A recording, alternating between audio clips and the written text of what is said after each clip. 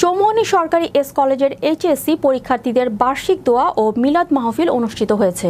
নোয়াখালী প্রতিনিধি আজিজ আহমেদ নোয়াখালী ঐতিহ্যবাহী চৌমুহনী সরকারি এস কলেজের 2025 সালের এইচএসসি পরীক্ষা উপলক্ষে বার্ষিক দোয়া ও মিলাদ মাহফিল অনুষ্ঠিত হয়েছে।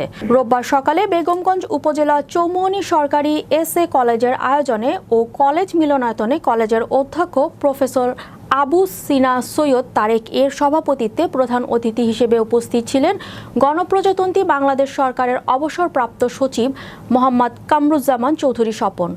বিশেষ অতিথি হিসেবে উপস্থিত ছিলেন উপজেলা নির্বাহী অফিসার আরিফুর রহমান, জেলা যুবদলের সভাপতি মঞ্জুরুল আজিম সুমন, পৌর যুবদল সদস্য সচিব জিএস নিজামুদ্দিন, সাবেক জিএস নিজামুদ্দিন রুবেল।